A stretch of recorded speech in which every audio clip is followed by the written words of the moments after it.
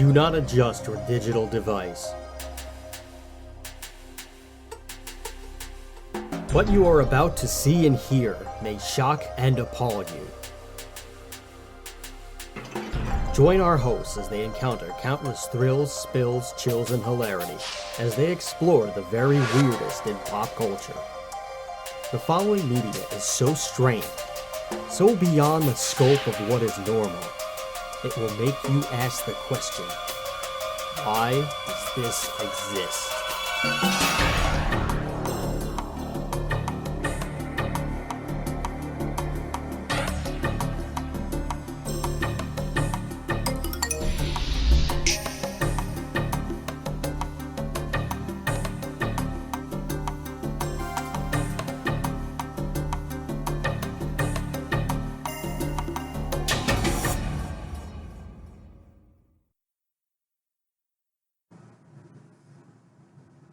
Hello everybody and welcome to another episode of Why Does This Exist? I'm Chris.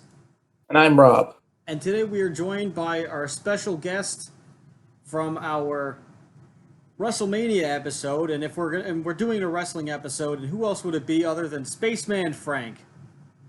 Hello. Hello. Our episode today, we're actually once again talking about wrestling, like I just said, but we are not talking about any one item of wrestling, but a series of items related to wrestling. Now, for every great character, there's at least 100,000 terrible ones, and they're all memorable or not memorable for exactly the same reason. They suck. Now, sometimes this is sometimes it's just the person playing the character that it's just not going to work, but in most cases, it's just such a bad idea that it would have never worked no matter who was behind the gimmick. But we'll also be talking about bad gimmicks that worked, which that has a lot to do with the guy behind the gimmick, and guilty pleasure gimmicks as well. But we're going to just talk about how many terrible gimmicks there actually have been, which there have been plenty of them. Before we do anything, I will of course be running down our sponsored stuff. Well, not sponsored, but like our general rundown of links and all those other things. But in the spirit of pro wrestling, I would like to do a terrible Dusty Rhodes impression doing all this. Would you guys like to hear that? Well, you're all in digital media device land. You can't talk to me. I don't have telepathy, so you don't got a damn choice.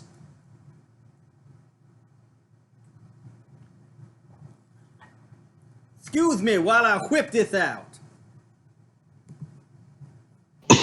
Oh boy. We are Why Does This Exist? We are a show all about the very strangest things in pop culture.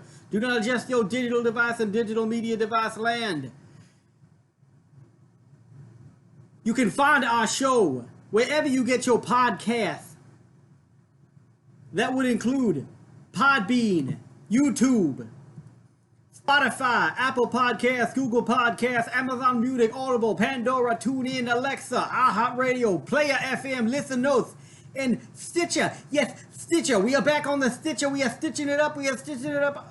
Now I've got some scars on my elbows from busting Ric Flair's head open. I got some scars on my knees from driving into J.J. Dillon's head. I've got scars on every crevice of my body, but I will never quit for you American people because you drive the spirit of the American dream, Dusty Rhodes. Do not adjust your digital device. The following media is so strange, so beyond the scope of what is normal, it will make you ask the question, why does this exist? You can also follow us on Twitter at WDTE Pod. That's W, Y, D, does, T, dis, E, exist. Pod like podcast. And you can like us on Facebook at facebook.com/Why Does This Exist Pod. And if that's not enough content for you, brother, you can come on over to the other side and check out all of our episodes and more content exclusive for you at whydoesthisexistpod.com. You can find some really cool articles, such as Rob's recent articles on Kenshi. It's a sandbox game, baby. And you a ninja and a cowboy. And while I don't like ninjas like the Great Kabuki, I got a soft spot for the cowboy down in Dallas, Texas. Close to my heart. You can also, if you're feeling froggy, daddy, you can help support the show by heading over to our Patreon. That's patreon.com/whydoesthisexist. And by donating a little bit of money to the common man you can get some bonus content that nobody else is going to get, because we do it for you, brother. We love you. The American Dream Dusty Rhodes loves you. And we put our heart and our soul into this product, into this podcast. To the people all over the world, we are here for you, making your day just a little bit brighter, daddy. And if you know of anything else and you want to give us a tip, you can let us know at whydoesthisexistshow@gmail.com. And why not head on over to YouTube and leave us a comment and like or subscribe. We would greatly appreciate it, because we appreciate you, daddy. That's the news. Here's the weather. Let's get on with the goddamn show. Bad gimmicks. What happened? Why did they happen? Oh. Who are these? Well, I think we have to start with the granddaddy of all bad gimmicks. So bad, in fact, that it was probably one of the contributing factors to the eventual failure of WCW. The Shockmaster, of course. Is what Oh, yes. Yes. Nothing is worse than Shockmaster. Although, to be fair, I've had people who do not watch wrestling who discover the Shockmaster, and since they know I like wrestling, they're like, What is this? Like, can you explain this to me? I'm like, oh, here we go. Someone found the Shockmaster. Yeah. So for those who don't know, the Shockmaster was a wrestler named Fred Ottman. He wrestled for various promotions. He wrestled for World Wrestling Federation, wrestled for WCW. Tugboat, I believe. Yeah. Yeah. He joined WCW in '93 as the Shockmaster. Now, the Shockmaster was the secret partner of Sting and Davey Boy Smith and Dustin Rhodes, they were facing the heel team of Sid Vicious, Big Van Vader, Kane, and Cole at the Fall Brawl. And the Shockmaster was introduced as their secret partner. Now, his debut did not go off as intended. Let's just say that, or maybe it did. See, I'm under the belief that the Shockmaster was a worked shoot, that like he was supposed to be terrible. They've tried to like not say that. I mean, and they went with that after his terrible debut. They kind of made him like a bumbling idiot.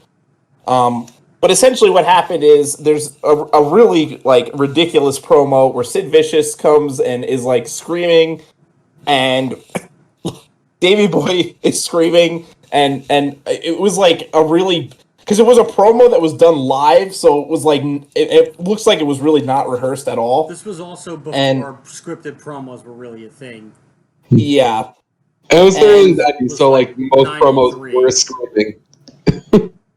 So they finally call out the Shockmaster, and he busts through the wall, falls flat on his ass, and loses his helmet. By the way, his helmet is a stormtrooper helmet covered in purple glitter or silver glitter.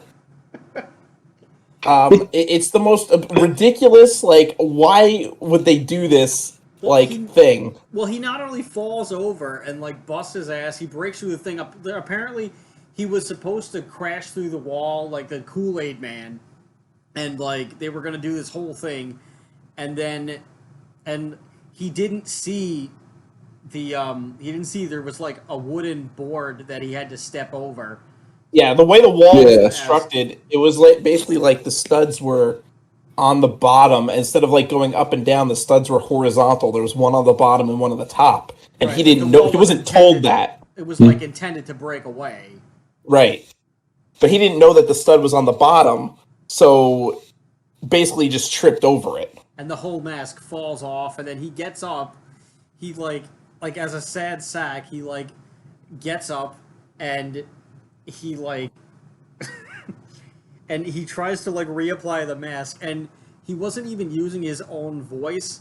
He was using I don't know. I think it was Tully Blanchard or something that was actually doing them. Someone was doing the. It was It was Ole Anderson, I believe. Yeah. Yes, Ole Okay. Anderson. And he starts threatening him, and like they do this like really bad, like It's like this weird freaking Cookie Grappling. Monster voice. It's like Yeah. it's way down low, and it doesn't sound like a normal human voice. It sounds like Shredder. Yes. like he's Yeah. just like or like Dr. Claw, basically. Mhm. Yeah. Like, Yes, he's like- Dr. Claw. Yeah, like just like I'll get you, Sid. I'm the Shockmaster. Yeah. It's just terrible. And of course, Sid Vicious tries to like play along and like act like he's actually intimidated by this. But at this point, it's a lost cause. There's nothing you He's can do. he's also wearing this weird ass like velvet like fluffy vest. It's the Yes, most bizarre. The whole costume doesn't make sense. It's like, it looks like it just looks like it looks like the It looks like someone hit random for like a creator wrestler at Yes. every stage. Yes. Like It really is the most bizarre. Like I don't know who thought this was going to be intimidating. I don't know who thought that would work. Also, Fred Ottman said later in interviews that like literally he could not see anything out of the helmet. So not only did he not know that there was a board that he had to step over, he couldn't even see anything. So it was like who like was he supposed to wrestle with this helmet on? Like I think that was the intention. I think he still did the match, but like he barely did anything. well, so basically after this like fiasco, they had to kind of go with like that he was like really a bumbling idiot. But again, I really believe that this was the intention from the start. Possibly. I mean, they later redid the gimmick, like where he was just a construction worker. They took off the stormtrooper mask and like they just gave him like a generic construction worker helmet, and they just like made him run around and like crash into things. I'm glad you brought up the vest, because that's always like one of those underrated parts. Like people focus on the helmet, which like for me is my biggest signal. Like this was designed to fail, because I don't think you could wrestle on television in a stormtrooper helmet without like getting sued. Like even if you do paint it like literally glitter purple, like but like the vest, I'm like, did he bring this from home? Like did he just want to wear something? Because like it doesn't look good. It Like- seems like they just didn't have any idea of what the Shockmaster character was going to look like. And You know what it kind of really reminds me of? it feels like they just decided to do it that day, and they were like, "Oh crap! We Yes. have to come up with a costume for this guy." And You know what it actually kind of reminds me of is like somebody must have went to Disney World or something that day and just like did something to it and said, "Okay, here you go." it's like those old 50s B movies where it was like an alien invasion, but they had no budget. So they basically like, oh, here's $50, go to the costume shop and just get whatever you can and It's put it like- on. He's like Oh, you won't notice. It's in black and white. It'll be fine. Yeah. He's like the Ed Wood. If Ed Wood did a wrestling gimmick, this would be the Shockmaster. Yes. And I mean, it was just like kind of like a sign of things to come for WCW. They were still kind of like doing well at this time, but like it was shit like this that really caused the company to fail. Like Yeah, bad gimmicks, I mean, bad management, bad booking. Yeah, I mean, there's that. There was the Ding Dongs, which was a tag team of hunchbacks, and like the logic was they could never be pinned because both of your shoulders have to be on the mat. So because they're hunchbacks, they couldn't. They legally couldn't.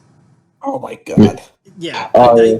I think that was one of the characters. I think that was one of the gimmicks during the Jim Herd era, and like we talked about Herd before, he was like Well, a Pizza Hut executive who had no business being in that business, and he was just a total moron.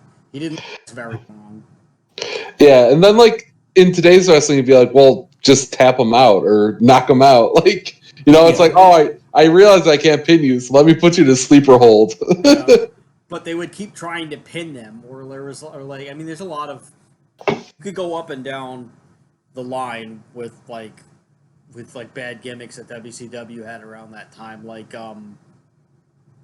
like a few years later, we got the Yeti. Oh boy, Like it's broke out pronounced of Yeti. the Yeti, which broke out of the ice. It broke out of the ice, similar to like a Gobbledygooker debut, except like I guess they wanted to make it serious, and he was like be part of Kevin Sullivan's Dungeon of Doom, which Kevin Sullivan Serious. is a weird gimmick. Kevin Sullivan was a weird gimmick in general. He was like a Satanist. Essentially. Oh yeah. And people took it legit. He got like death threats and Oh stuff. yeah. Well, Yes. this was also a time where like kayfabe was still in, so like everyone thought Well, it was real. people still believe to this day that he was the one that murdered Chris Benoit and Nancy Yeah. Benoit because he was a quote unquote Satanist. And he said multiple times, like, I'm not really a Satanist. It was literally just a gimmick that I did. I'm just from Boston. I'm not a Satanist. Yeah. He but I mean, if you watch those like some of his promos, they were pretty like scary because like it's just him in a beach like with like a flaming pentagram basically, and he's just like speaking in tongues. It's like pretty cool stuff, like really out there. But he had a stable called the Dungeon of Doom, and they were like going after Hulk Hogan when Hogan came into WCW as a babyface as the Real American gimmick. Noticeably smaller after the steroid trial. What a coincidence. And like they were still trying to keep him as like a good guy, but like nobody really cared about Hogan as a good guy. This was like pre NWO, and Yeah. Kevin and like the Dungeon of Doom was just like a stable of like just oddities, and they all had like weird names like the Loch Ness Monster and like and Yeah. one of these characters was the Yeti, which was going to debut. He like came out of this ice thing. Almost like an evil gobbledygooker, I guess you could say, which we'll get to the gobbledygooker because we have to. Oh yeah, the Gobbledygooker's another one. Yeah, we Yeah, absolutely. we're not only going to talk about WCW because WWE had some bad gimmicks back in the day, and even more recently too. So Yeah, I mean, we'll even get to indie gimmicks and stuff too if we can remember some of them, like Super Dragon, for example, or Curry Man, which that's actually a fun one. Or Shark Boy is like a lovably bad gimmick. We'll get to all of these. But yeah, Dungeon of Doom could be its own episode of It really could be. But like, long story short, they have the Yeti. The Yeti debuts during a Hulk Hogan match, and it's this guy Ron Reese, who he just had like a brief stint between WCW and WWE between like 98 here and there as like other things. Yeah, like it seemed like he would wrestle one match and then switch gimmicks because he also appeared as like, I think it was in World War III. He was like something ninja, like massive ninja or something like that, where he was just like in a giant ninja. Yeah, that's it. Where like he was just like in a giant discount scorpion costume. Yeah, I mean he had some terrible ring names. Big Bomb Jones, Big Ron Stud because he was trained by Big John Stud. Evil, Big Ron Stud, Big John Stud. The only good wrestler with the name Evil is the dude in Japan who was pretty crazy, but that makes sense.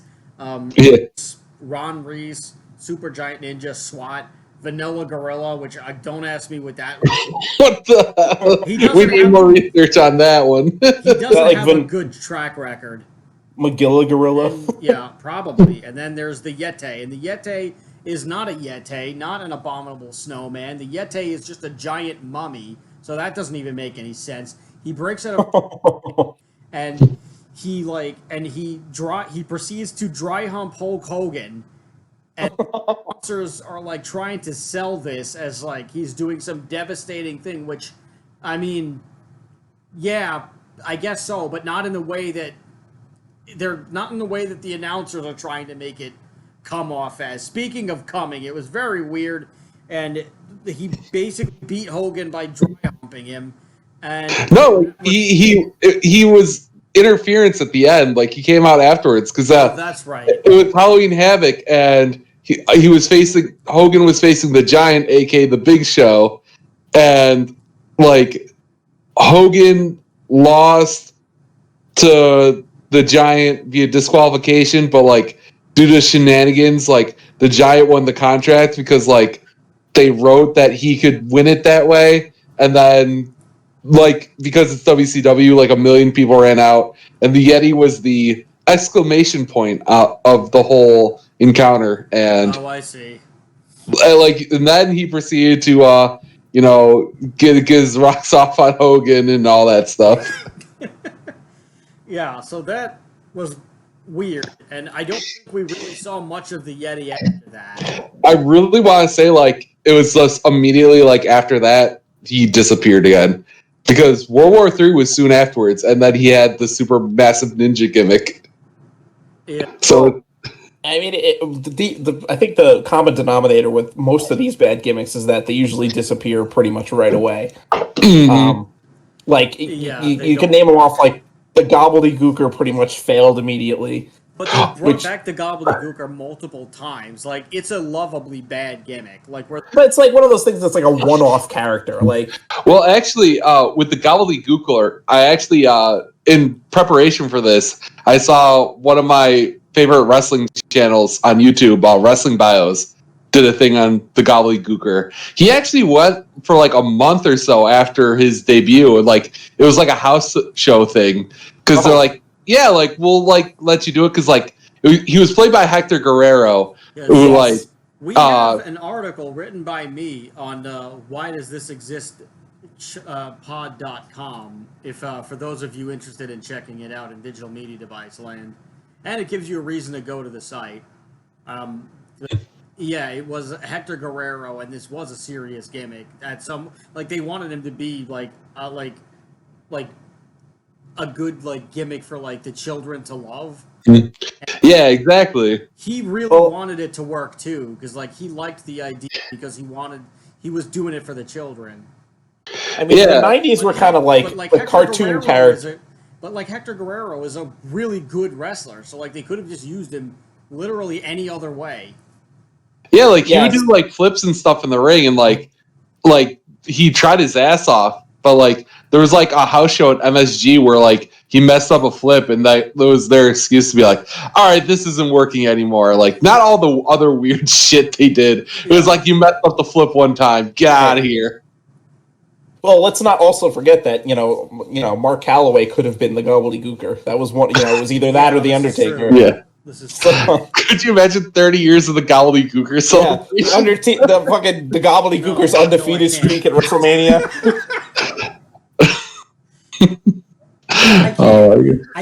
Or could you imagine Eddie Guerrero as the Undertaker, and it's just like Eddie Guerrero essentially becomes his own Chavo to his brother Hector.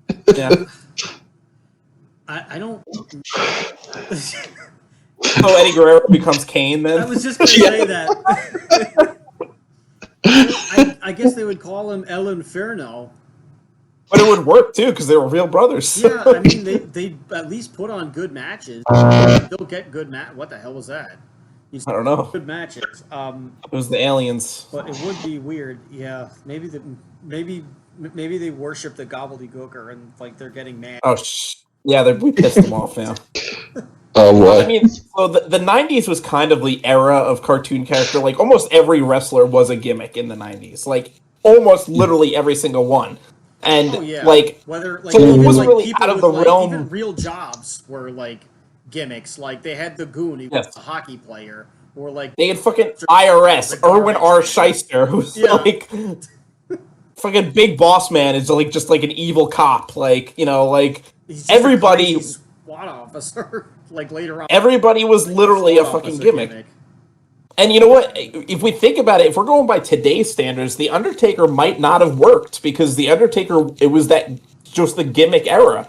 Everybody was a gimmick, and The Undertaker just worked. And then it kind of like blossomed into this thing, and like he really evolved with the times, and became this legendary. And it helps that he's also an amazing wrestler, and like does really great promos and stuff. But like, if the Undertaker debuted today, he probably would not be good. I don't know if it would have. I don't think that it would have resonated. No, not the same way. Yeah, definitely. Like, very unlikely.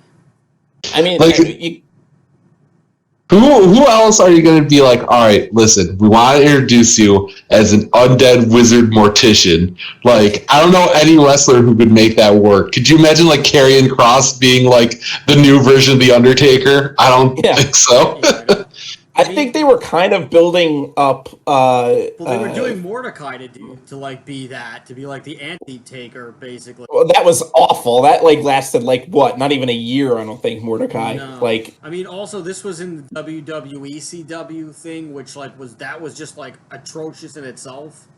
yeah.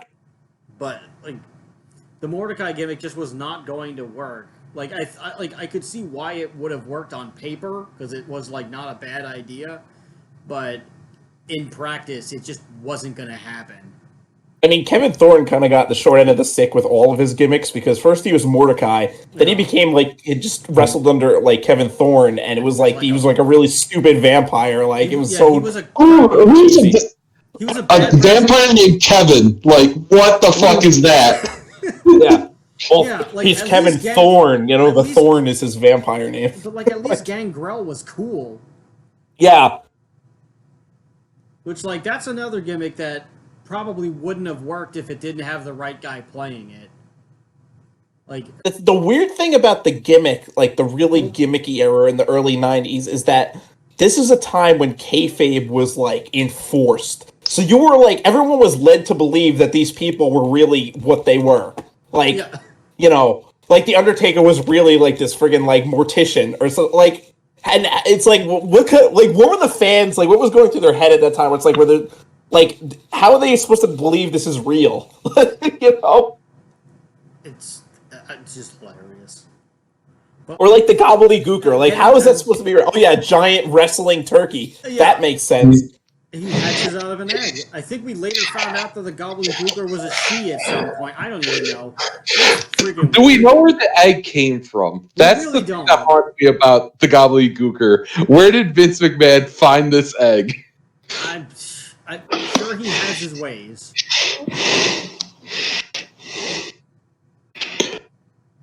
The gimmick era kind of like went by the wayside a little bit during the Attitude Era, I feel like. I mean, you still had some, like you had, like you said, Gangrel and the Brood, but it was kind of a little bit more, I guess, edgy. The gimmicks, you know, like Gangrel and the Brood. It wasn't specific. Like we never saw them like drinking someone's blood or anything. Like they brought the goblet of like blood and they did the bloodbath things, but like for all like they didn't do anything like actually vampiric. They like, for all we know, they were just like these weird goth guys who were just into it, which it was the 90s, late 90s, so yeah, there were like a lot of like goth circles where like I don't know if they did stuff like that, but yeah, no, the vampire thing was like a real thing that happened in goth circles, especially in the 90s and stuff. Like, you know, they would friggin' LARP as vampires, basically. I'm sure it's still happening somewhere. Somewhere out there. Yeah, I'm sure. Yeah, like it's like also one of those things where it's like, so you're a vampire, so like if we have a match at like 3 o'clock in the afternoon, are you just gonna like turn to dust? Like, what's the deal here? Like, no, they have to. Well, they bring the coffin up like inside the arena, so that way they don't get exposed to the sun, and then you know. Yeah. Now I really want to see an indie show with Gangrel where it's like they open a window and the light comes out and he like he just like and he like melts. Someone Joey Janela is furiously running down this idea. I'm sure he's listening right now. I mean, there has been the Invisible Man match. Oh, I love that match. The Invisible Man versus the Invisible Stand is a fun one. They're both my boys. That's definitely not subject to this podcast. I will stand for Stan.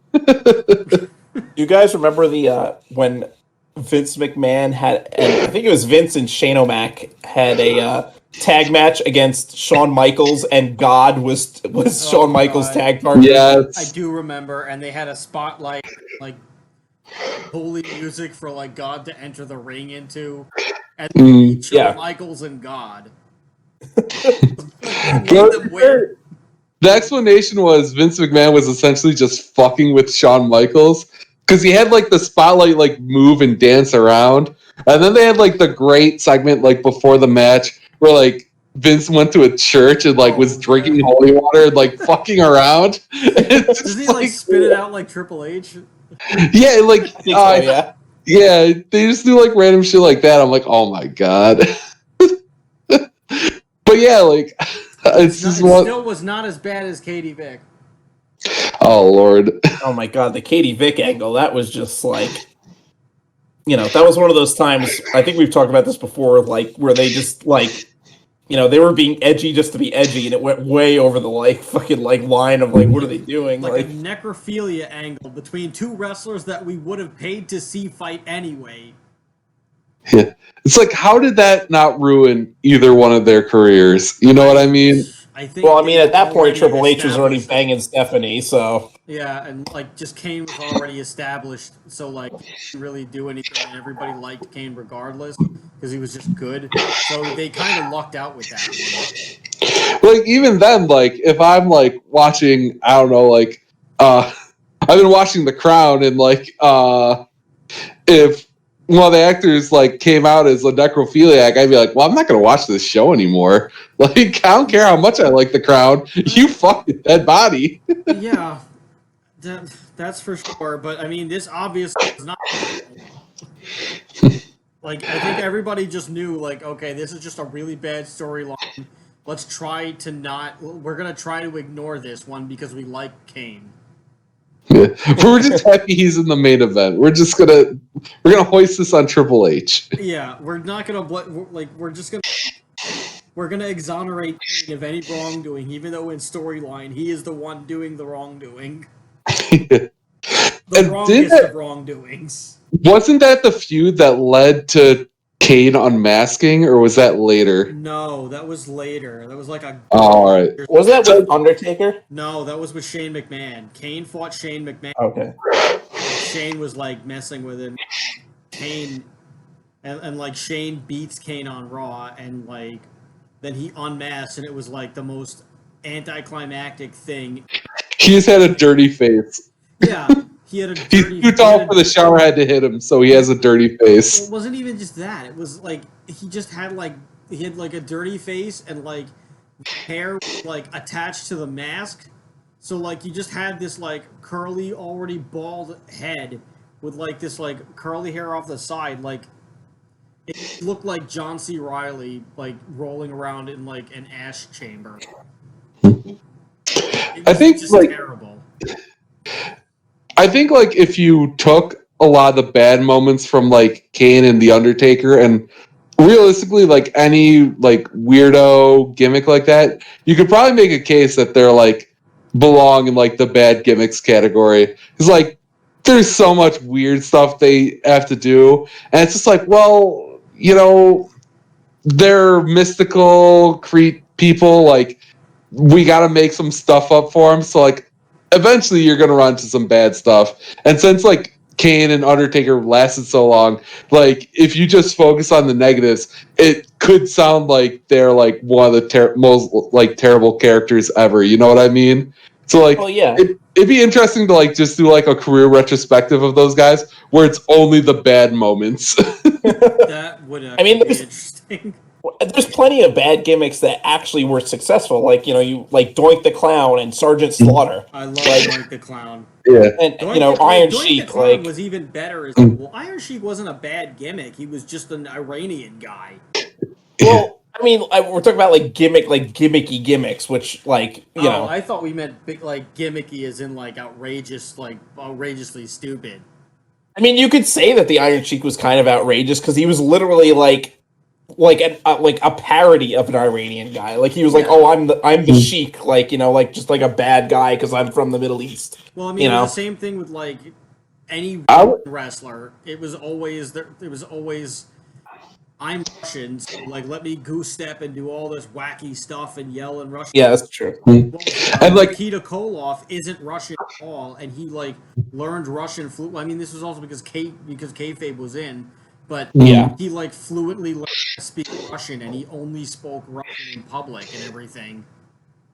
It's dedication, man. I would argue the Iron Sheik was a bad gimmick when he was like when they brought him back for like WrestleMania 6, where he was like Iraq, like he wasn't an Iraqi sympathizer. They just seemed to think like, oh, he's Iraqi now. Like they changed his name and everything. I'm like, that's in very poor taste considering the history of those two countries. Like, Yeah, having this Iranian guy pretend to be Iraqi instead. it made no sense. Like when he was Colonel Mufasa or whatever? Yeah, Colonel Mustafa. Yeah, yeah. But we know it's the Iron Sheik. You couldn't just get actual... You couldn't get an actual Iraqi guy? Yeah. Well, didn't Sergeant Slaughter like heel turn there and became like also some kind of like fucking He was bad... he was an Iraqi sympathizer. sympathizer. There was a story in like one of Kevin Smith's. I think it's in the first evening with Kevin Smith, where like because kayfabe was in, like they didn't obviously know, and like when Sergeant Slaughter was like when he turned heel and became the Iraqi sympathizer. They were doing this because of the Gulf War, by the way. Right. Yes. For those who may be a little too young for this sort of thing, or just not, or never watched it, or don't understand the context. This is wrestling. This is what they did for reasons. Still do for reasons. Is it in bad taste? Yes. But it's wrestling. It's not the most. It's not the most complex storytelling. No. It is in some ways, but not for good reasons. We'll get to some other things. Well, it's soap opera storytelling, so Yeah, it's very over the top, closer to telenovela style, where it's that outrageous. Yes. But anyway, so the Iron Sheik, not the Iron Sheik. So Sergeant Slaughter lived in New Jersey, like somewhere in like either the same town or like a neighboring town of where Kevin Smith and his friends lived, and they took like a bag of dog poop and they lit it on fire in front of his house because he was doing the Iraqi sympathizer thing, and he stamps out the dog poop and like he smells it and he sees everything and he just gets really emotionally sad. He looks like he's about to cry and he just gets really sad, and he like goes inside and like wipes the dog poop off of his shoe and whatever, and like Kevin Smith and his friends just like they went into it feeling good because they thought that he was really an Iraqi sympathizer and everything, and that he like turned his back on the country. Like the original the Sergeant Slaughter gimmick was that, if you can't tell, was an American like G.I. Joe kind of guy basically. So now he like goes to side with the enemy, and that was what the no-no was. But like they felt bad, and he was like, I think that's the point. I think that's the part in my life when I realized wrestling wasn't like real. So yeah. And he was like, we all felt terrible after we saw his expression. So we never did anything like that again. Although, to be fair, Sergeant Slaughter might also have become retroactively a bad gimmick, just for the fact that the man portraying him, like, would essentially, like, I don't know the exact details of the story, but it falls under, like, stolen valor territory. Like, he did not do a lot of things in the military. He was never actually in the military. Yeah. But he talked like he was in the military. No, so it's like, just the character they gave him. Right. It's like, I'm sure you could have found someone else, like, actually in the military for that gimmick, especially at the time. I mean, this is more wrestling, though. They never, like, where they could have just gotten a guy who, like, did what they were looking for the character, at least could, like, do that to some capacity. They would just go with whoever they thought had the best look for it. I mean, it's somewhat casting for acting, but, like, in wrestling, it just doesn't. It really doesn't make sense in some capacities. Like Muhammad Hassan, like Muhammad Hassan is another like example of. Oh yes, he was actually a good gimmick that they ruined by like making him exactly what he said that he wasn't. Mm-hmm. Well, it didn't help that there was literally also a fucking terrorist attack like right around the same time, like the London subway bombing happened. Well, that was what destroyed the character like overnight. Was that like they aired taped footage not knowing that something exactly that they were airing had happened in the real world, So like they had to nix it immediately because of like all the bad publicity. But Yeah. the guy who played Muhammad, the guy who was Muhammad Hassan, wasn't Arabic at all. He was an Italian. No, he's Italian. Yeah, he's actually he's a principal of a school where near one of my friends lives. And near where me and Chris went to school. He's a teacher in Fulton. Oh, really? That's funny. Yeah. It's weird how many wrestlers become teachers. You would be surprised. Like George the Animal Steel, another crazy. He was a teacher. Yeah. He was a teacher. And Baron von Raschke was a teacher. Tito Santana. Yeah. Yeah. My friend T. Hi T. I hope you're listening. Do good stuff. Be fun. I gotta call you and like hope Mom and Kazoo and your brother are doing okay. She had Bill Alfonso as like a substitute teacher. Oh my God! Which she was like. Did he bring the whistle? I think he was a gym teacher sub or something. It was so weird because she was like one day I was sitting down. She's like one day I went into my class and like there's this guy there, this like short skinny guy, and I'm like, who like looks like he's been through like hell, and I'm like, I know who you are, and I don't know why you're in a school, let alone my school. Why are you in this school? Yeah, like. Like, I don't understand what's happening right now. And wasn't Gilbert like a janitor at a school? Like he was. That Gilbert is another should be a bad gimmick, but like was really like actually kind of well done. Like I don't hate it. I love Goldberg. He's like he's just a bad Goldberg parody on purpose because Goldberg was obviously on WCW at the time doing the streak. So WWF to stick it to WCW created like Gilbert, which was a piss poor imitation of Goldberg, like just meant to be like a total joke. And they gave him like the light heavyweight championship, and they gave him like an equally ridiculous streak at the same time. And he was just a really bad parody. Did the exact same moves, and he was like this scrawny guy, and it was just hilarious. Like even to the point where like Goldberg's entrance had like these giant like pyrotechnics and everything. Where, like Gilbert's gimmick is like these guys holding like sparklers, and like a guy with a fire extinguisher would come out and, like hose him down, like stupid stuff. But it was funny. Yeah, that shit I love. Most of the time, WWE, whatever, most wrestling things, whenever wrestling attempts comedy, it's usually horrible and like not funny at all. This was one of the few times where it actually was pretty hilarious. Well, comedy is funny in wrestling when they make fun of themselves, when they make fun of the industry. Yeah, but when they try to attempt real, when they're it's trying got to be be funny, self-deprecating. it's not. Yeah, when they're trying to actually be funny, it's usually terrible. Yeah.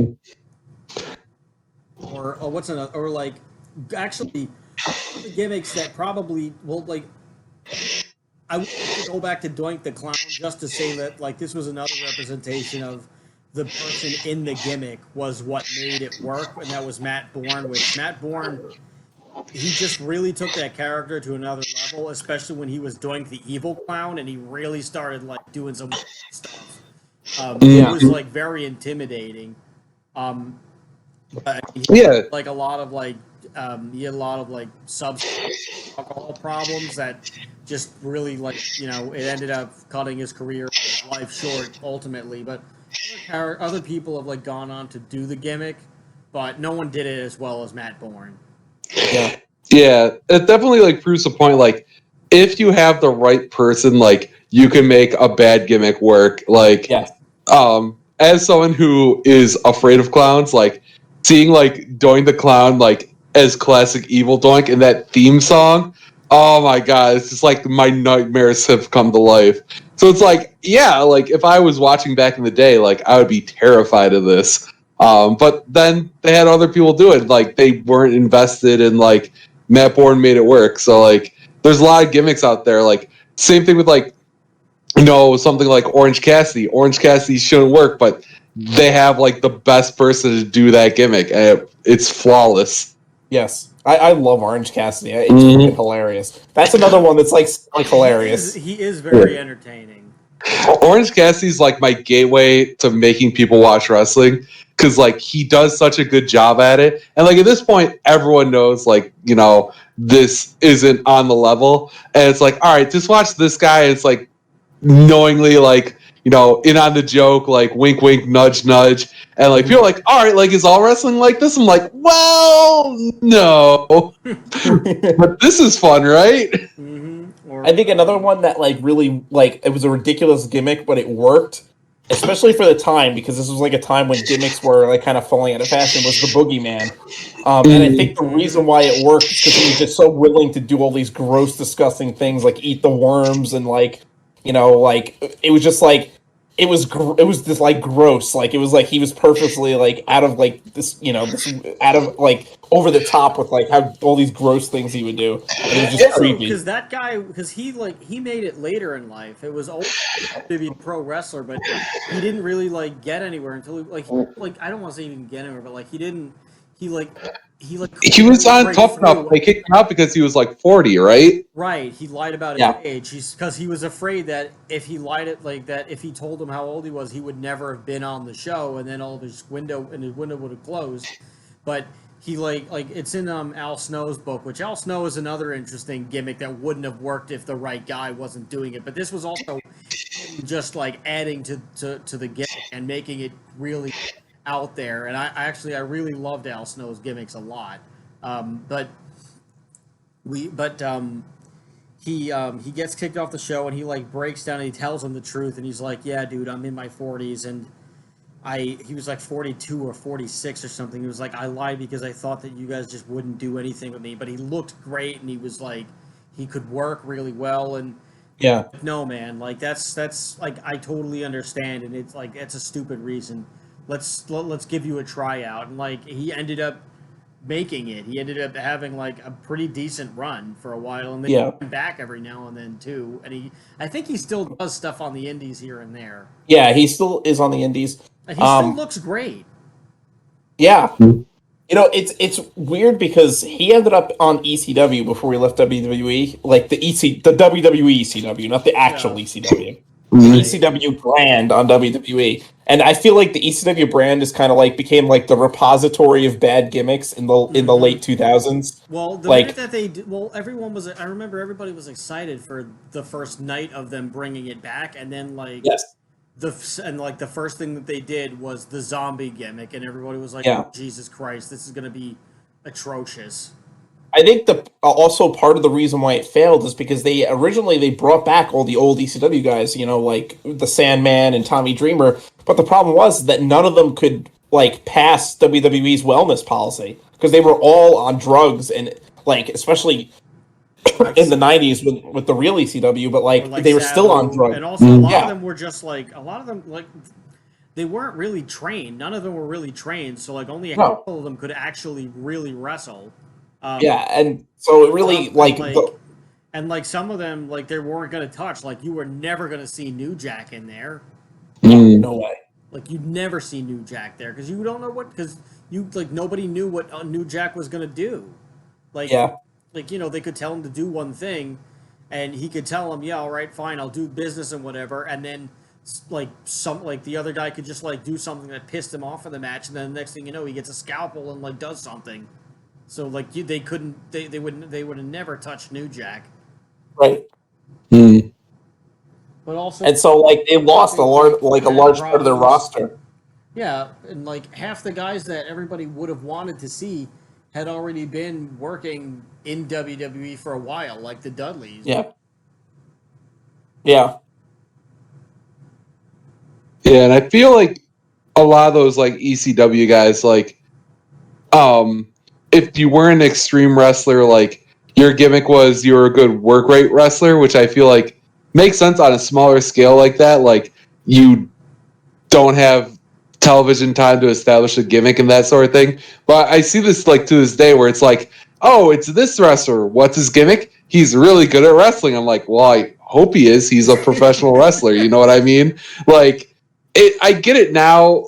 because like, you know, with indie wrestling and stuff, like you don't have time to be like, oh, I'm gonna come up with like this crazy clown character, or like, you know, I'm gonna become the Mantar of this generation. Oh, like, Jesus, yeah, but, that's like, a bad but one. then instead you get like just all these people who are just like, yup, I am a very good athlete and I have zero personality. It's like, if I wanted this, I just watch regular sports. Yeah. Right. Well, one of my this guy is my guilty pleasure. I he's so everything that he does is like really entertaining. I really just like his YouTube channel just for like his they make like unboxings and things. I mean, by now you probably know I'm talking about I'm talking about Danhausen. Oh boy. He's my favorite. No swearing. He's my guilty pleasure gimmick. He's just like this evil, like minion guy thing who like he was like a normal like wrestler as like just Donovan Danhausen, and it just wasn't working, and he just went and like reinvented himself to basically be like the Beetlejuice of wrestling, and it's just so funny and so entertaining. I can't describe it. I love like his logic to everything too. Like he brings teeth with him to the ring, and he he uses the teeth as a foreign object, and his like logic for it is like it can't be illegal to use teeth as a weapon because everybody's born with teeth in their mouths. So therefore he can legally hit someone with teeth and not get disqualified, which it's goofy, but it kind of makes sense if you put it that way. Oh my god. I know him from And just he like also random. loves money. He's He one of just those guys. throws money Yeah. at people, and he has a sack up with like a dollar sign that he carries to the ring.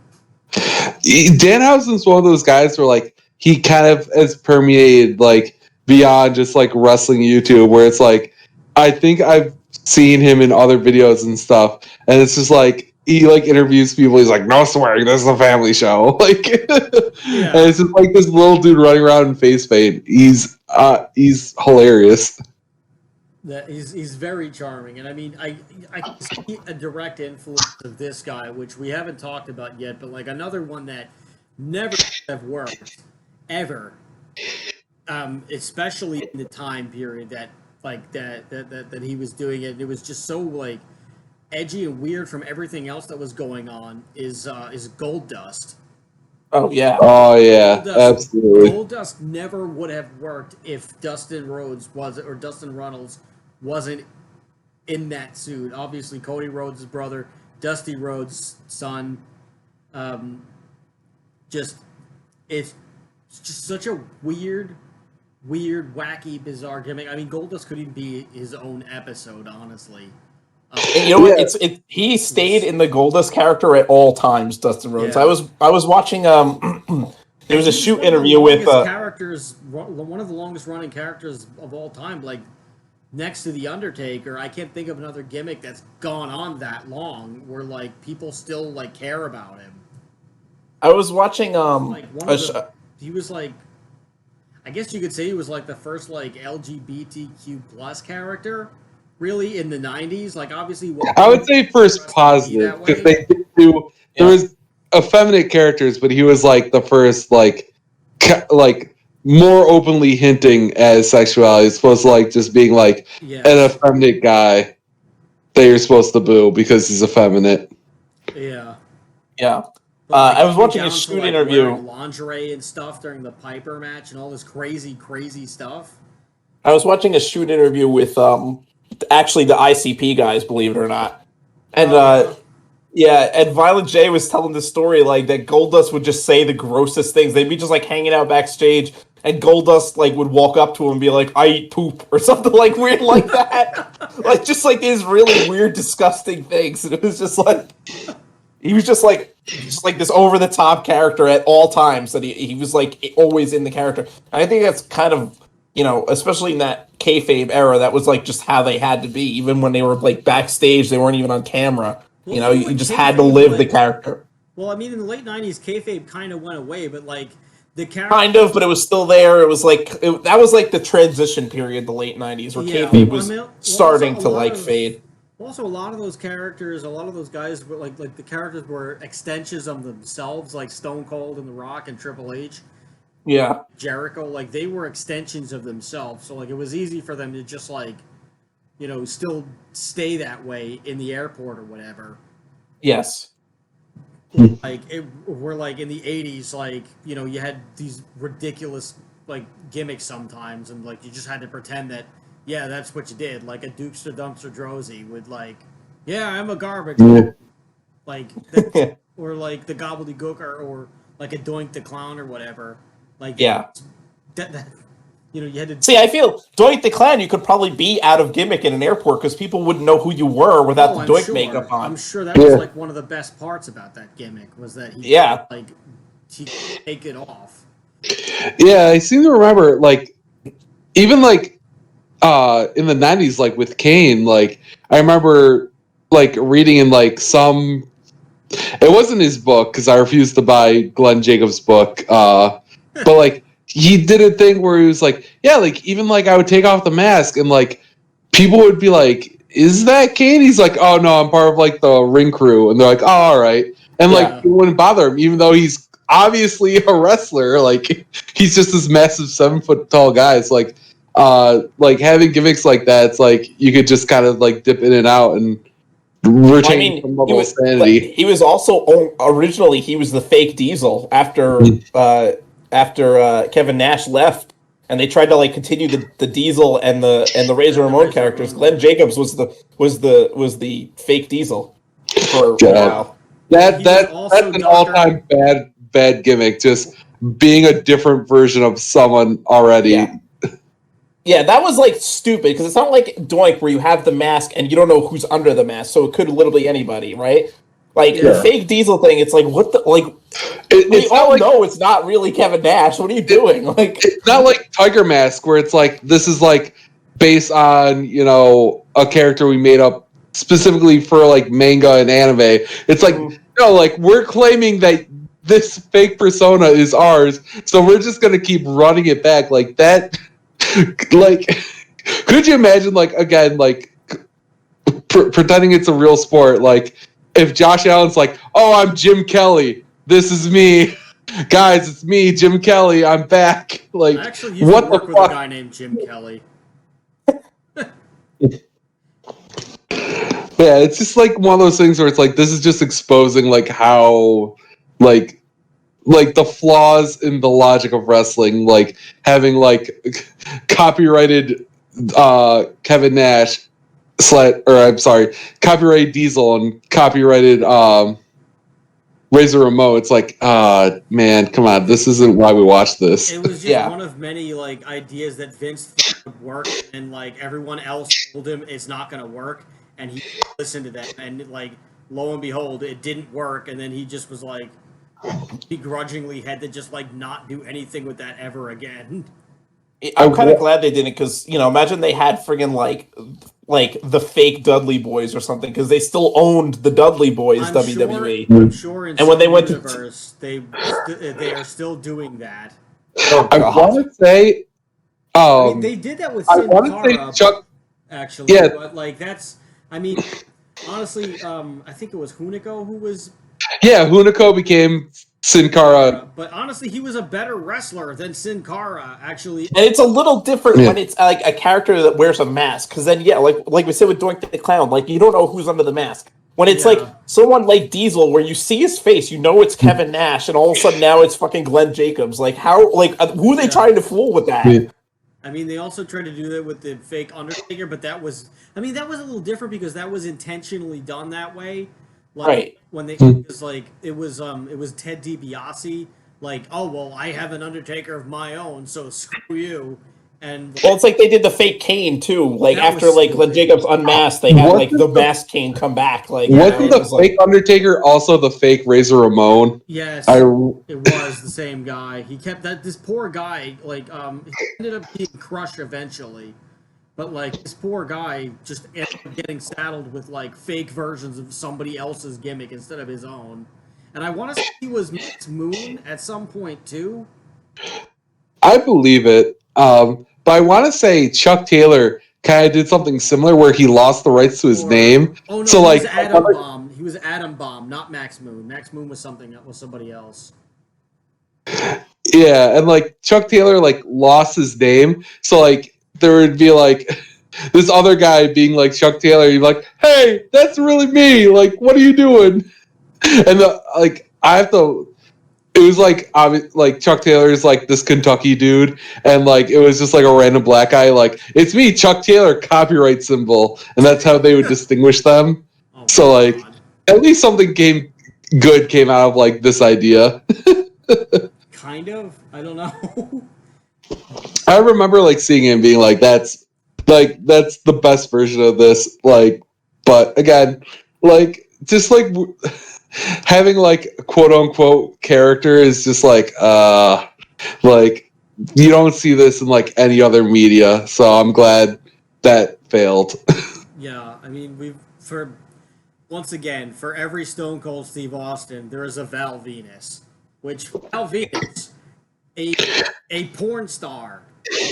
I mean, he made it work. Was also a wrestler. He did make it work. He did make the character work, but this was just a really bad and stupid gimmick. Oddly enough, Gangrel actually makes porn now. Yeah. Oh God. I was gonna say, I feel like Yeah, he's a porn director who also still wrestles on the indies. I think ring name is Vampire Warrior. Oh my God. But I feel like he doesn't. yeah. Thankfully, he doesn't star in them. One person asked him that during an interview, and he was like, "No, I'm 50. Nobody wants to see a 50-year-old guy do that." I was gonna say he didn't seem like a very attractive person even in his heyday. Like, Yeah.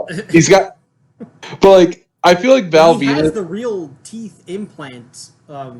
And like, Really? Oh my God! I didn't know that. yeah, he got the real implants. I don't know if he. I want to say he did that while he was Gangrel, but like part of me thinks that he did it after. I'd honestly believe like either way. But I feel like the failure of Val Venus is that he never actually appeared in a porno. You know what I mean? Like, even if like Don't want to know if he actually did in real life. He did the Zillers commercials. Yeah, like I feel like it's like one of those things where it's like, all right, like after you get fired from WWE, like appear in a porno so like you can keep it going. You know what I mean? Like, but that's just like he's an alleged porn star. It's like, well, you're not actually in porn. So like, what are you doing, bro? I mean, You're just the vignettes were kind of funny. Where like he would just like sleep with the other person's wife or something. Like it's pretty terrible. But I mean, you're just a sex pest. You're not a porn star. You're not filming it. Like you're just a pervert. Yeah. I'm surprised they never tried like a tag team with Goldust and Val Venus. I feel like that would have worked, but the Gold Booker T tag team also worked and was hilarious. That was one of my favorite like things from the early 2000s. God, I'm trying to think of other like another guilty pleasure gimmick that I have was Shark Boy when he was doing the Shark Boy 24/7 gimmick. Oh yes, which was a parody of Stone Cold. I think it was the greatest thing in the world, and I really wish that they had. I wish that they had kept it going for a while and like made him go on like a hot streak and everything. I feel like they really could have done something with that, but they just like cut that gimmick way too short.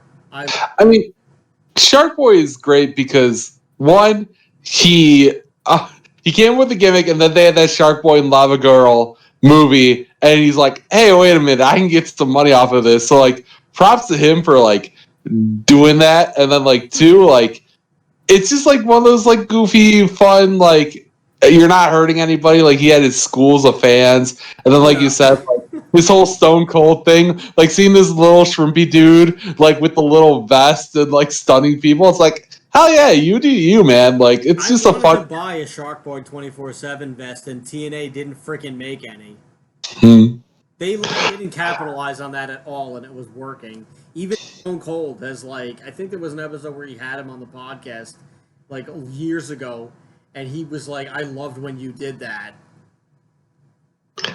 Yeah, like it's just a fun thing. It's like, you know, we're all in on the joke, and like, even like casual fans, like you show that to like a random person, like one of my favorite PWG clips is essentially almost that gimmick where like I forget who's wrestling, but like one character is Stone Cold suddenly, and then the other person becomes The Rock, and it's just like, what is happening? Like we all get that. It's like, hell yeah, like this is self-referential, like fun things that like, you know, as why I complain about like the weirdness of like when wrestling tries to be sports and fails. That's like, oh, this is the fun thing about wrestling, where it's like we can be like the self-referential sport where fun things happen. And like I feel like sometimes like the best worst gimmicks or like best bad gimmicks are like, yeah, we're in on the joke, and like this is something no other like form of entertainment can do, really. Right. Like there's a lot of weird ones in Japan. Like Curry Man was one, which was Christopher Daniels. Like they had, didn't they have like another one, like another couple of like weird like condiment wrestlers or something that they would just have. A surprise from Japan. Japan is like that. Yeah. It's like No, they have like, weird that shit doesn't like that. surprise I mean, me there's at all. cheeseburger. I mean, I'm trying to. they also had like that. There was also that weird, like one time where like Will Ospreay was like being a cat. Oh God. Yeah, he like I just believe it. decided that he was like a cat, and he would like lick himself, and he would do like cat taunts and everything, and he drew whiskers on. It was very silly. Basically, like he's basically the Nightman. I mean, Japanese wrestling, like there's some like interesting stuff. Like, I watched this year's G1, or I should say last year's G1 Classic, and like one of the best parts was the opening package where they're saying everyone's name, and like you said, there's a guy literally named Evil in it, and then there's also the Tokyo Pimp, and like stuff like that. It's just like, wait, what? What is this? Speaking of pimps, we also had the Godfather, which was another '90s gimmick. Oh yeah. He was a literal pimp who would bring. I'm more of a Good Father fan. The Ho Train. And Oh, Censor was another. Remember when where it was a stable of just censoring all the bad gimmicks. I love Right to Censor. I hated it then, but looking back at it now, I can really appreciate it because I was supposed to hate this thing, and they did their job. It was very entertaining now that I look back on it. But I hate. There was this weird trend in WWE in the late '90s and into the 2000s.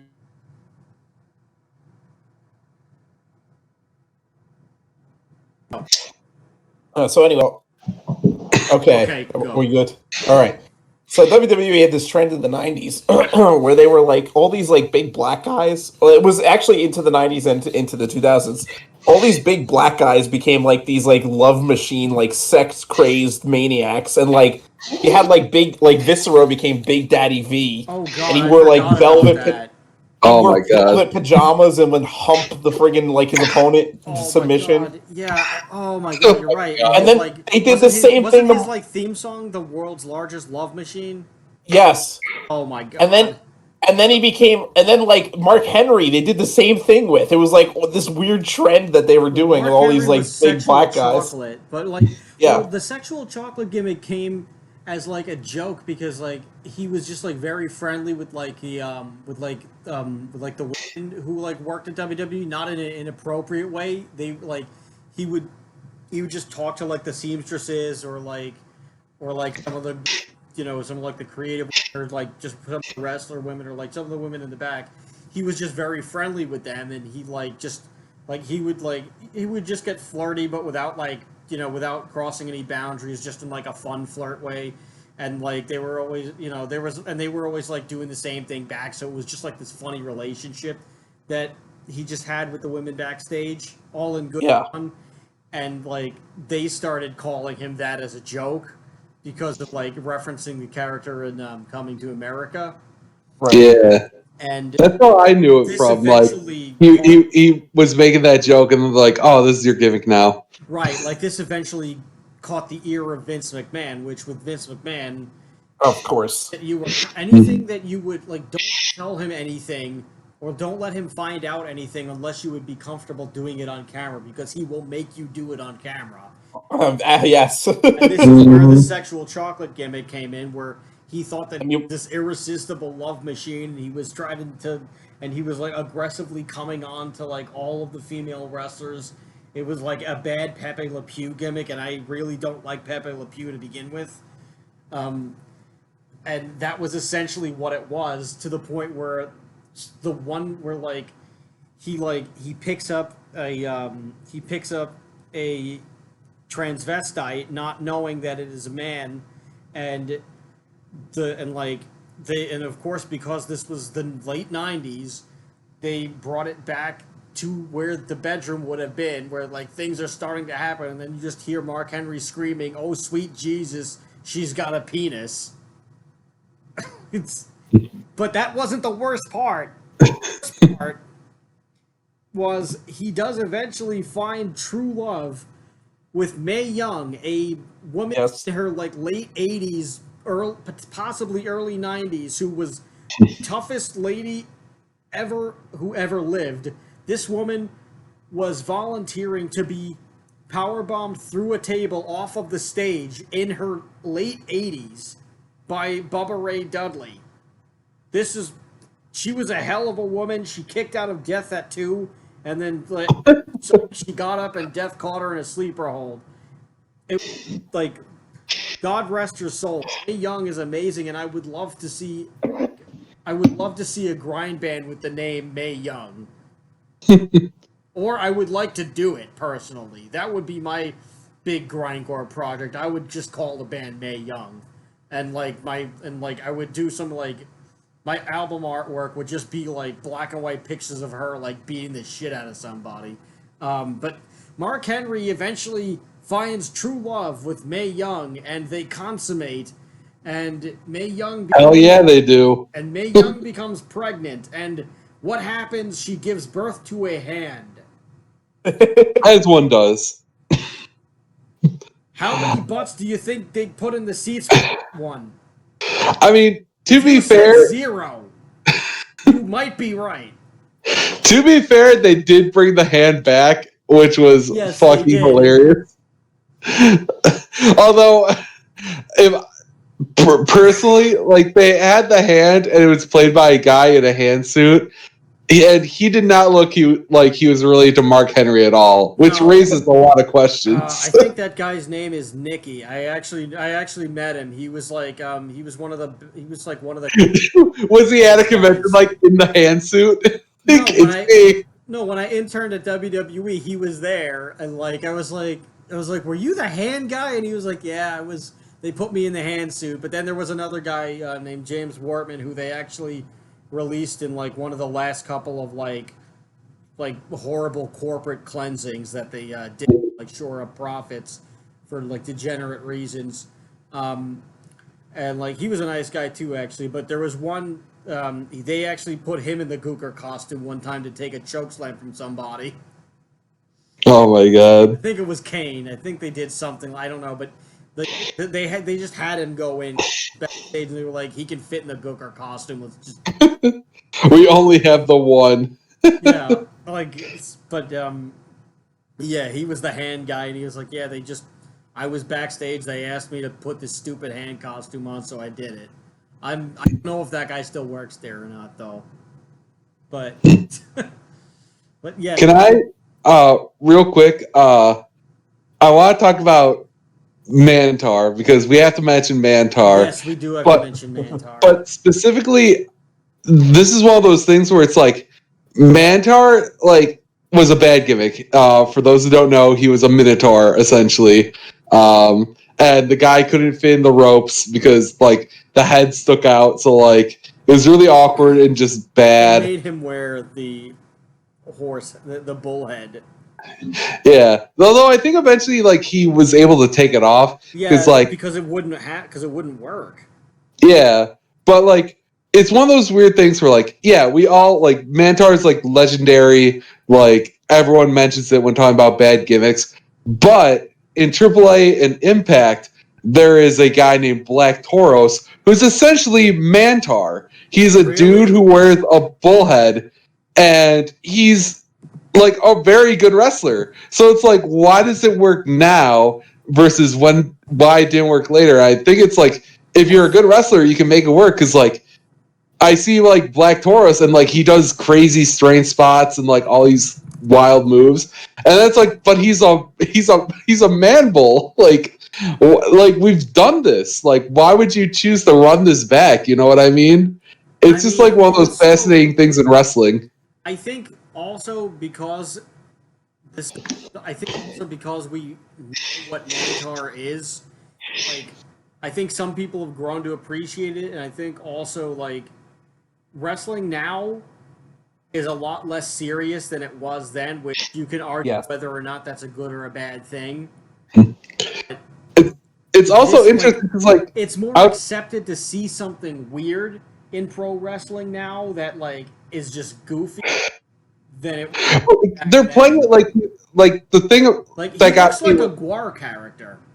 Yeah, like the thing about Black Taurus is I saw him like I watched TNA's Impact Slammiversary pay-per-view, and the only time he showed up was during a pre-taped like promo.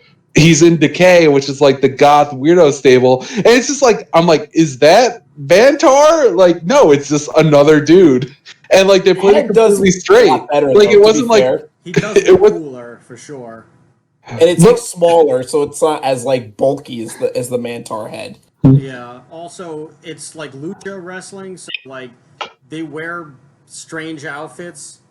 Yeah, well, I mean, look at Luchasaurus. He's a fucking wrestling dinosaur. Yeah, like it's a little bit more now do something weird like that. Where like back then it was like, what the hell is this? And also they didn't know how to like they didn't understand. Like I mean, they could have figured out the dimensions, but just I don't know, measuring the rope distance, but. Like, and like they could have fixed that, but I just think that now, like, we're just like we've seen so much weird crap. Like, it's fine, and like this guy's managed to find a way to make it work. We're like way back, I don't think it would. We're like way back, it didn't because it was a lot. It was treated a lot more serious. And I also feel like these days there's like so many more like levels of like editing and stuff where it's like it's hard to get a bad gimmick on TV these days just because there's so many layers between like them and actually appearing on television. Like they're gonna nix that in the bud way before like it gets on television. Like maybe and like if you're like even like in an indie circuit, it's like you're not gonna have a bad gimmick and like get on YouTube or anything like that, or like the smaller promotions. Like there's just like so many more layers of like, no, you've got to change this. I think the gimmicks are like way more toned down now too. It's not like it was in the '90s where everything was a cartoon character. Like even the gimmicky gimmicks, like Chris Statlander being an alien and stuff like that. It's like she's not like dressed up like an alien. She's just like, oh, okay, yeah, she's an alien. Like, and she does weird stuff that like aliens would do. You know, it's not like over the top. Like, oh look, we're gonna have to put her in a fucking like giant green head and she's got to wear fucking like spacesuit and stuff, you know? She's no Black Scorpion. We'll put it oh boy. Black Scorpion was part of a really bad angle with Sting where Sting and Ric Flair had already had classic matches and the Black Scorpion was like an alien or something like that. And yeah, he came down like a spaceship. Yeah, he came down from a spaceship and it turned out that it was just Ric Flair the whole time. Even though it was clearly not Ric Flair several times, like they kept his body kept changing, and they just were like, whatever.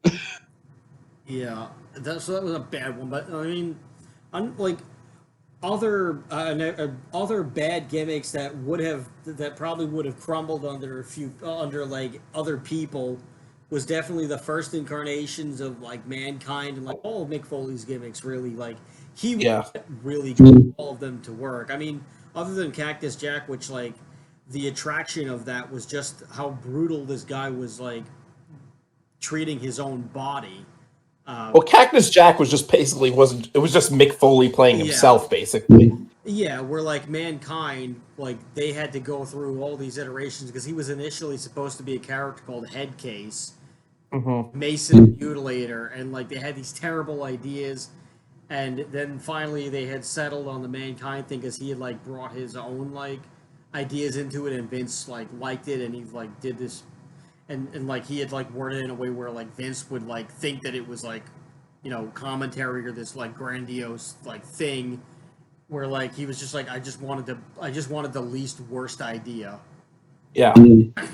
But he like managed to make it work by like being like very creepy but not over the top. Like he made it more like he was a tragic like he was more of like a tragic character, like a lost soul really. And that really, like got over because it was different from anything else that was on TV at that time. Like we were still transitioning out of like the cartoonish gimmicks and it would be the Attitude Era where like this was like a weird thing that nobody had seen. And then later on, of course, it became the Mankind that we remember a lot more, where he was just more of just like a really tough guy who just wore this, and like we all knew that it was Mick Foley under there and everything. But like also, Dude Love was just hysterical, and I don't know if that. And I mean, this was his own creation too. But I don't know if that gimmick would have ever worked if like Vince McMahon just told somebody, "Okay, you're gonna be a hippie today." Yeah. And not even like an actual hippie. It's like a hippie who likes disco music. Like you would think he'd like come out to like the Grateful Dead or something, but it's like a Bee Gees knockoff. Yeah. I feel like I'm surprised we haven't seen like a Dude Love knockoff somewhere in wrestling at some point. You know what I mean? It seems like a gimmick that could really work well in today's wrestling. Like, and I'm surprised WWE hasn't really tapped into that. Like, it seems like the gimmick that like Mick Foley would be able to portray the best in like his current state and age. You know what I mean? Yeah. Honestly, I feel like Rick Boogs could like make that work. I feel like there's also kind of like some of the great gimmicks. Like there's never going to be an Undertaker again because it's like when a baseball team retires a number because like that number is like it was like one of the greatest players. Like I mean, some gimmicks have to be retired. Gimmick of all time. Yes, hands down, the Undertaker's the greatest gimmick of all time. And I think that's like they have to like some gimmicks like they just retire because it's like there's never going to be anybody that will portray that character as well as the original person did. One character that I was for sure thinking would be incredibly stupid. In fact, I'm 1,000% sure when the vignettes first appeared, I texted you, Chris, and I'm like, this is what the hell are they doing? Is Firefly Funhouse Bray Wyatt when it was just the vignettes of like Mercy the Buzzard. I was like, what the fuck are they doing, Chris? Yeah, I didn't like that at all. But when now I'm just like, where like every time he's gone I'm like, where is Bray Wyatt? Where's the Firefly Funhouse? I need more of this weird crack house puppet show. I fucking love it. I grew like I would never enjoy it. I showed I was hanging out with some friends and we had a friend who's like doesn't watch wrestling and they recently put the Firefly Funhouse match with John Cena on YouTube. So I played that for him. And he didn't say a word the entire time. And at the end, he's like, so was that a wrestling match? What did I watch? Like, it's just like, oh my God. I was convinced that would be the worst thing, but they pulled it off. Another a gimmick that they more recently that should not have worked at all, but did, broken Matt Hardy. If it was anybody else, it wouldn't have worked. But it just he just made it somehow work, and it was the most ridiculous, over the top thing. But it was just it worked. I mean, it also set the stage for the cinematic matches that we're now getting every once in a while. Yeah. Yeah, that was definitely ahead of its time, and that was another one I remember talking to you, Chris, about it and being like, "What the hell is this?" Just watching that first match, and I'm like, "This is just awful." And I watched a 10-minute long video of people replacing him playing the piano with different meme songs and stuff. Yeah. But I mean, it's made it work, and I'm honestly I'm basically the room of wrestling matches. Yes. Yeah, and I'm it was waiting for it to come unanimously back. enjoyed because it was bad. Like, And I kind of like how Matt Hardy he's kind of like retired the gimmick a little bit now, but like he'll still sometimes go back to it. Like when they did the Stadium Stampede match, the first one last year, and he goes into the pool in the stadium, and it like becomes like the pool of resurrection, and he comes back out as each of his gimmicks. Like he comes back out as like the '90s Matt Hardy, then he goes back under, comes back out as broken Matt Hardy, then he goes back under, comes back out as like the big money Matt. It's like, you know, it's kind of cool. Like he knows not to like overdo it, like so it doesn't like ever get old, you know. Speaking of Hardys, can I give you my controversial hot take of the podcast? I think Jeff Hardy belongs in the bad gimmick category. Oh, for the Will-O-the-Wisp or just no, Hardy? Not even that. Jeff Hardy. He is Spencer Gift's Johnny Knoxville. Prove me wrong. Yeah. like he's just Johnny Knoxville, but like goth. I'm like I was thinking about it. Like I don't know the last time like I liked a Jeff Hardy match where he wrestled like a normal wrestler, and then it's just like, I don't know how he got so popular. Like I just don't understand it at all. I mean, I think the Hardy Boys as a team like really put him on the map. I always think Matt has been the better brother. Like Matt has always been the more popular one, the more better gimmicks. You know, just the better on the microphone. I just think I think that was sorry, my brain is like going. I think I have to agree with you, and I think Matt Hardy was always the better brother as well, but for whatever reason, Vince and everyone saw Jeff Hardy. I think they all viewed him as the better one. Like they just viewed him as the star. Where I mean, he's not terrible. No, he's not just a bad wrestler. I think like he really isn't as good as a singles. He needs to be in the Hardy Boys. Wrestler. Yeah. Yeah, and like I said, like his big thing is he does stunts. He's Johnny Knoxville, but in fishnets. Like it's fine, but I don't know why he's as beloved as he is. Like, you know what I mean?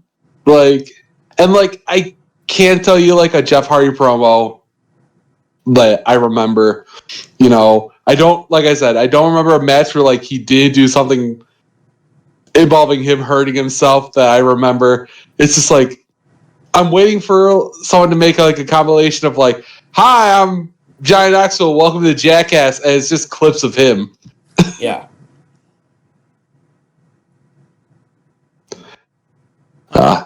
That note, I could go on about this forever, because there's so many other bad gimmicks that we didn't get a chance to talk about. Yes. But we've been going at this thing for like an hour and a half, and I think the people in digital media, and I think they get the gist of what's going on. If there's any that we missed that you wish that we talked about that we didn't get a chance to, please yell at us at whydoesthisexistpod@gmail.com, or use the hashtag whydoesthisexist on Twitter at WDTEpod, and tell us we forgot your favorite gimmick and that we're bad people. Maybe we'll do a bad gimmicks part 2. Maybe we will, or on the future. There's plenty of material out there. Oh, yeah. And of course, feel free to let us know on YouTube as well. Why does this exist? But we have run the gamut on bad gimmicks. I'm sure there are many others that we did not get to. Maybe at one point we'll get to even more. But this is, I don't even know if there's any closing statements to have. It's just, wrestling is wrestling. There's good gimmicks and bad gimmicks. The good, the bad, and the yeti. Yes, I like that. We didn't even get to like bad gimmick matches, which maybe that could be another. Oh, there we go. That's part 2. That could be part 2 of just bad gimmick matches, and talk about Punjabi prison. That's exactly what I thought. Like that's number 1. The gimmick battle royale. The kennel from hell. Reverse battle royals. Yeah, all those kinds of bad things. And what was the other one? The the House of Horrors match where someone gets Oh Lord! basically dies. What was the one where Triple H was like thrown into a pig pen? Oh, the Is it hot just a pig? match. Yeah. Yeah, there are tons of bad gimmicks that we didn't even get to, and things that we didn't scratch the surface just because of how outlandish wrestling can be. But I think we mentioned all of the main ones, possibly. We at least passingly did. I'm sure, like, also looking ahead, part 3, going deep diving into like one of these gimmicks, like Well, being we like, could, even deep diving into Goldust or The Undertaker would just take on. oh my gosh, that would be that could be a whole podcast in of itself. Like, Yeah. the, We could go on forever, but we only have so much time. we Thank gotta you live our guys. own bad gimmicks. Yeah, we do have our own bad gimmicks to live out. So, without further ado, thank you guys for everything. Thanks for listening to our show. Thanks for sticking around. Thanks for enjoying whatever crap we had to say, and thanks for supporting us. It means the world to us, and it gives us more reasons to keep going. So, thank you guys. We'll keep doing what we got to do. We appreciate it. I've been Chris. And I've been